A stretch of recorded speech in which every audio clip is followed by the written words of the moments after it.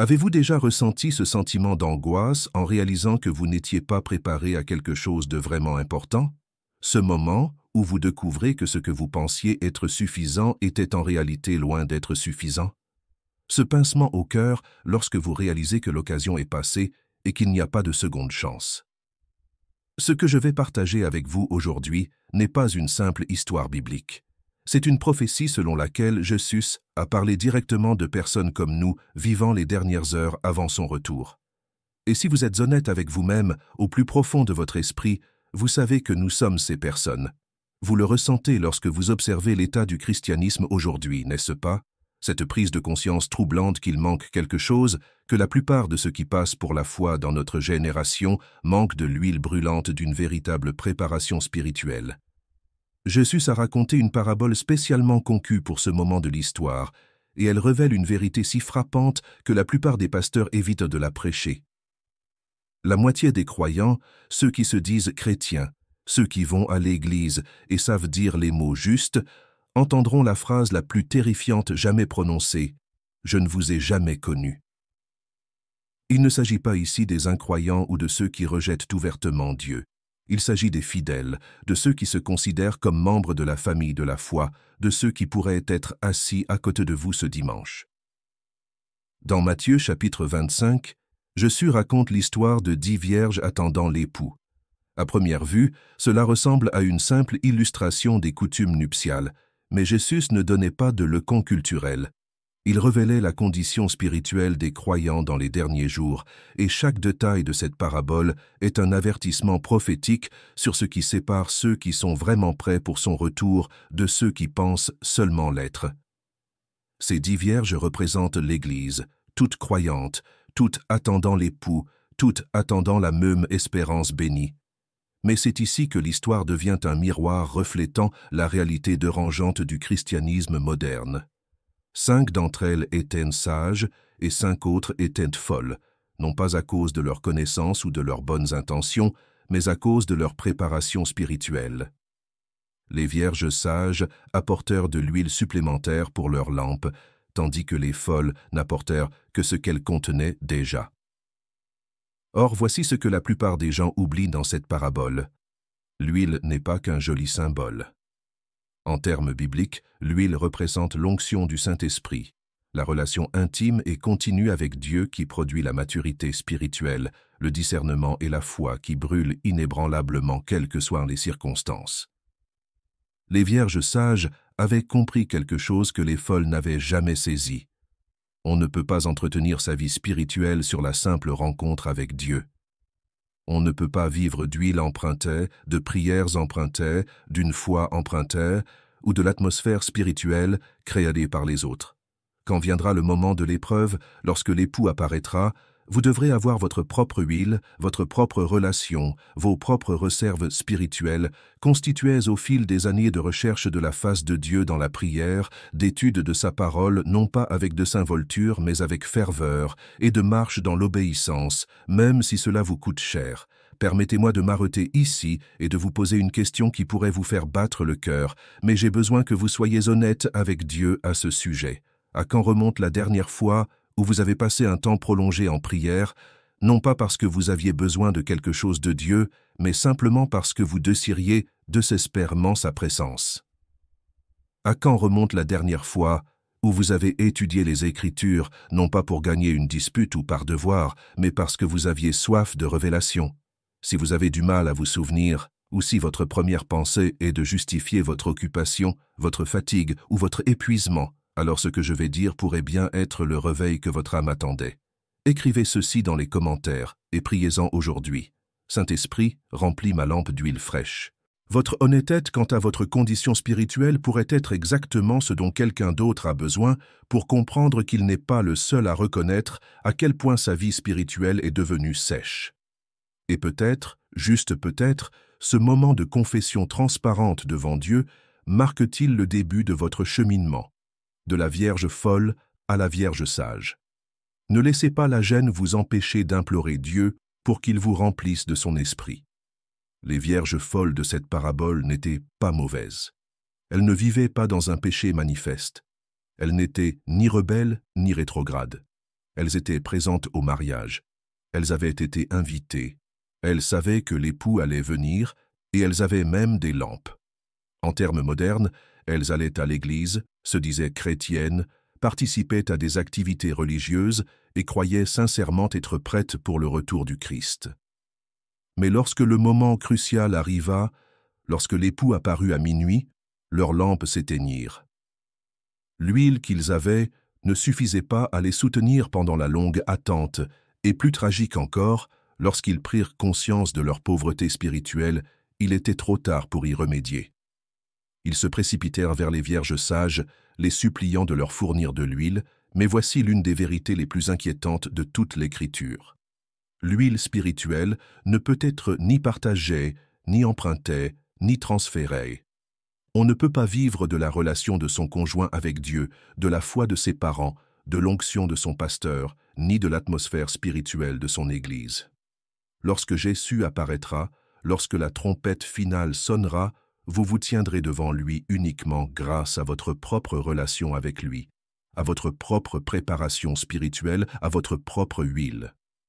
Les vierges sages dirent aux folles d'aller s'acheter de l'huile, mais à leur retour de leur recherche de Cespérie, la porte a été fermée et elles entendirent les paroles les plus déchirantes. « Je ne vous connais pas. » Ce n'était pas parce que l'époux était cruel ou impitoyable. C'était parce qu'il n'y avait jamais eu de véritable relation, seulement une activité religieuse. Ils connaissaient l'époux, mais ne l'avaient jamais vraiment connu intimement. Ils avaient appris les mots justes, participé aux cérémonies appropriées et conservé les apparences, mais ils n'avaient jamais cultivé la relation profonde, personnelle et transformatrice qui produit l'huile spirituelle. La tragédie de notre génération est que nous avons créé un christianisme qui ressemble à la réalité, mais qui manque de la puissance, de l'intimité et de la profondeur spirituelle qui caractérise les véritables disciples du Christ. Pensez à l'état actuel de l'Église, et dites-moi que cette parabole ne s'accomplit pas sous nos yeux. Nos églises sont remplies de personnes qui connaissent les bonnes réponses, qui peuvent citer les Écritures, qui participent au culte, qui servent dans des ministères et qui se considèrent comme des croyants matures. Mais lorsque la crise survient, lorsque la persécution s'installe, lorsque la pression monte, combien d'entre eux abandonnent? Combien découvrent que leur foi était plus culturelle que spirituelle, plus héritée que cultivée, plus présumée qu'authentique? Nous le constatons en ce moment même, alors que le christianisme occidental est confronté à des défis que nous n'avons pas connus depuis des générations. Des personnes qui semblaient solides dans leur foi s'éloignent, compromettant la vérité biblique au nom de l'acceptation culturelle ou s'évanouissant tout simplement dans l'insignifiance spirituelle. Ce ne sont pas nécessairement des personnes mauvaises, mais des personnes qui n'ont jamais dépassé le christianisme superficiel pour développer cette relation avec Dieu qui vous soutient quand tout le reste est ébranlé. L'huile qui soutient la vie spirituelle est produite par les disciplines que la plupart des chrétiens modernes ont abandonnées. La prière prolongée, le jeûne, la méditation des Écritures, le don sacrificiel, le service fraternel sans reconnaissance, le pardon quand cela vous coûte quelque chose et le choix de l'obéissance à Dieu même lorsque cela est gênant ou impopulaire. Elle naît de ces conversations nocturnes avec Dieu lorsque vous luttez contre le doute, la confusion ou la douleur et que vous refusez de lâcher prise avant d'avoir reçu son réconfort et sa sagesse. Elle naît de périodes où vous recherchez la face de Dieu, non pas pour ce qu'il peut faire pour vous, mais pour qui il est, en tombant amoureux de son caractère, de sa sainteté, de sa miséricorde et de sa justice parfaite. Cette huile est le fruit de 1000 petits choix. Faire confiance à Dieu quand on ne voit pas le résultat, l'adorer quand on n'en a pas envie, et suivre sa direction, même si cela n'a pas de sens pour notre esprit naturel. Voici ce que la parabole révèle du cœur de Dieu pour nous en ces derniers jours. Il ne veut que personne soit pris au dépourvu. Le retard de l'époux n'est pas une négligence divine, c'est une miséricorde divine qui donne à chacun plus de temps pour cultiver une véritable intimité avec lui. Mais vient un moment où l'attente prend fin, où l'occasion de se préparer est passée et où la porte se ferme. Les vierges sages n'étaient pas sages parce qu'elles étaient naturellement meilleures ou parce qu'elles bénéficiaient d'un avantage particulier. Elles étaient sages parce qu'elles comprenaient la nature de l'époque dans laquelle elles vivaient et se préparaient en conséquence. Elles savaient que l'arrivée de l'époux pourrait être retardée, Alors, elles ont apporté de l'huile supplémentaire. Elles ont planifié le long terme. Elles se sont préparées à l'endurance, pas seulement à l'excitation. L'aspect le plus effrayant de cette parabole est que les deux groupes de vierges se sont endormis en attendant. Même les sages se sont assoupis, ce qui nous montre que la vigilance spirituelle ne consiste pas à rester parfaitement concentré à chaque instant de la journée. Il s'agit de maintenir une préparation spirituelle, d'avoir suffisamment d'huile dans sa lampe pour que, même au repos, même lorsque la vie nous distrait, même en période de sécheresse, notre relation avec Dieu reste suffisamment forte pour être rapidement ravivée au moment de son apparition. La différence ne résidait pas dans leur vigilance, mais dans leur préparation. Les vierges sages pouvaient se réveiller et entretenir immédiatement leur lampe, car elles avaient de l'huile pour entretenir la flamme. Les folles se sont réveillées face à la réalité dévastatrice. Leur lampe s'éteignait et elles n'avaient plus de réserve où puiser. Jésus reviendra, non pas comme le serviteur souffrant, rejeté et crucifié, mais comme le roi des rois et le seigneur des seigneurs, et tout genou fléchira et toute langue confessera qu'il est Seigneur. Mais pour certains, cette confession viendra trop tard pour les sauver. Ils le reconnaîtront, ils reconnaîtront son autorité, mais ils entendront ces paroles terribles. « Éloignez-vous de moi, je ne vous ai jamais connu. » La question qui devrait hanter toute personne se disant chrétienne est la suivante. Si Jésus revenait ce soir, vous reconnaîtrait-il? Non pas que vous le reconnaîtriez, non pas que vous seriez ravi de le voir, non pas que vous seriez capable de reciter vos croyances théologiques ou de souligner votre appartenance à une église, mais que vous reconnaîtrait-il? Avez-vous passé suffisamment de temps en sa présence? L'avez-vous recherché avec suffisamment d'intensité? Avez-vous cultivé suffisamment d'intimité avec lui pour qu'il y ait une relation authentique? Il ne s'agit pas de perfection ou d'absence de péché. David était un homme selon le cœur de Dieu, malgré ses échecs. Pierre a renié Jésus à 3 reprises, mais il est devenu le fondement de l'Église primitive. Ce qui a fait la différence, c'est leur amour sincère pour Dieu, leur repentir sincère face à leur échec et leur détermination à le connaître plus profondément, quel qu'en soit le prix. L'huile dans votre lampe spirituelle ne s'accumule pas par une performance parfaite. Elle s'accumule par la recherche constante du cœur de Dieu, par la vulnérabilité en sa présence, par le fait de lui permettre de transformer votre caractère de l'intérieur et par le choix de sa volonté plutôt que de vos propres désirs, même lorsque c'est difficile. La tragédie des vierges folles ne résidait pas dans leur méchanceté, mais dans leur manque de préparation. Elles avaient confondu activité religieuse et vitalité spirituelle, fréquentation de l'Église et intimité divine, et connaissance de Dieu et connaissance personnelle de Dieu. Elles pensaient être prêtes parce qu'elles ressemblaient extérieurement aux vierges sages, mais lorsque la crise est arrivée, lorsque l'époux est apparu, la pauvreté de leur vie spirituelle a été révélée au grand jour. Leurs lampes ont vacillé et se sont éteintes parce qu'elles n'avaient jamais développé la discipline et la dévotion nécessaires pour entretenir leur vie spirituelle pendant cette longue attente. Alors, comment savoir si vous êtes une vierge sage ou une vierge folle? Voici quelques questions qui pourraient vous aider à évaluer l'huile spirituelle dans votre vie. Lorsque vous priez, ressentez-vous la présence de Dieu ou êtes-vous simplement en train de faire semblant?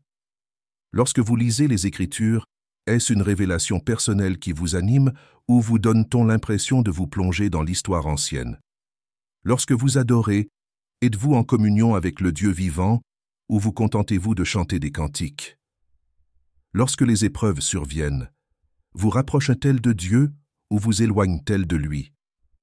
Lorsque vous êtes seul avec vos pensées, vous tournez-vous naturellement vers Dieu pour qu'il vous accompagne ou vous sentez-vous spirituellement vide? Lorsque vous êtes témoin d'injustice, de compromis ou de tromperie spirituelle autour de vous, avez-vous assez de discernement pour les reconnaître et assez de courage pour les combattre?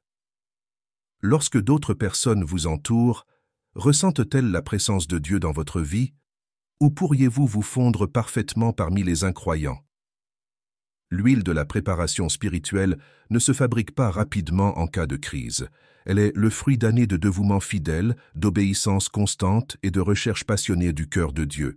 Elle se construit au fil des saisons, où vous recherchez sa face lorsque vous n'en avez pas envie, où vous faites confiance à ses promesses lorsque les circonstances suggèrent le contraire, et où vous choisissez sa voie lorsque votre chair veut aller dans la direction opposée.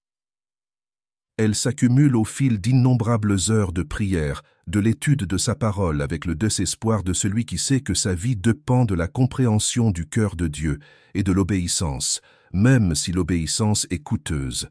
Elle grandit à travers les périodes de brisement où l'on laisse Dieu transformer son caractère, les épreuves où l'on choisit la foi plutôt que la peur et les moments d'abandon où l'on meurt à ses propres intérêts et accepte sa volonté parfaite pour sa vie. L'époux de cette parabole arrive à minuit, l'heure la plus sombre, lorsque la plupart des gens dorment et ne sont pas préparés. Si vous observez le monde d'aujourd'hui, pouvez-vous honnêtement dire que nous ne vivons pas à minuit? Quand la vérité est devenue relative, quand le mal est appelé bien et le bien appelé mal, quand l'amour du plus grand nombre s'est refroidi, quand l'anarchie s'accroît et quand les gens s'aiment eux-mêmes plus que Dieu. C'est l'heure de minuit dont Jésus nous a avertis, et son apparition est plus proche que nous ne le pensons. La question est, avez-vous assez d'huile dans votre lampe pour briller dans ces ténèbres jusqu'à son retour? Si ce message a touché votre esprit, si vous reconnaissez que vous avez vécu comme une vierge folle, vous reposant sur vos expériences passées avec Dieu ou la foi des autres, il est encore temps de changer. Mais vous devez agir maintenant, tant que l'opportunité est encore ouverte. Commencez par admettre à Dieu que vous n'étiez pas préparé spirituellement, que vous avez pris l'activité religieuse pour une relation authentique et que vous avez désespérément besoin d'être rempli de son Saint-Esprit. Ensuite, engagez-vous dans les disciplines qui produisent l'huile spirituelle, la prière quotidienne qui va au-delà de la simple demande pour rechercher sa présence, l'étude des Écritures avec la soif de quelqu'un qui sait que sa vie spirituelle en dépend, le jeûne pour briser le pouvoir de la chair sur votre esprit et l'obéissance à sa voix, même lorsque cela est gênant ou coûteux. Cessez de chercher des excuses à la médiocrité spirituelle et commencez à rechercher Dieu avec l'intensité de quelqu'un qui sait que sa destinée éternelle est en jeu. Jésus a raconté cette parabole parce qu'il vous aime trop pour vous laisser sans préparation pour son retour. Il veut que vous soyez parmi les vierges sages qui l'entendent dire « C'est bien, bonne et fidèle servante, entre dans la joie de ton Seigneur ». Mais ce résultat n'est pas automatique simplement parce que vous vous dites chrétien. Cela exige une préparation intentionnelle, constante et coûteuse. Cela exige que vous examiniez honnêtement votre vie spirituelle et que vous fassiez les changements nécessaires pour vous assurer que, lorsqu'il apparaîtra, votre lampe brillera avec éclat et que vous aurez de l'huile à revendre. Ne laissez pas passer un autre jour en pensant que vous êtes prête alors qu'au fond de vous, vous savez que vous ne l'êtes pas. L'époux arrive, et quand il viendra, il sera trop tard pour acheter de l'huile. Si vous avez été convaincu par ce message, si le Saint-Esprit vous a murmuré qu'il est temps d'arrêter de jouer à l'Église et de commencer à rechercher Dieu sérieusement, alors c'est le moment de réagir. Abonnez-vous pour rejoindre d'autres personnes engagées à se préparer pour le retour du Christ, qui comprennent que nous vivons la dernière heure et qui refusent d'être prises sans huile lorsque l'époux apparaîtra. Il ne s'agit pas seulement de regarder des vidéos, il s'agit de rejoindre une communauté de croyants qui préparent sérieusement leur cœur à l'éternité. Êtes-vous prête à devenir une vierge sage?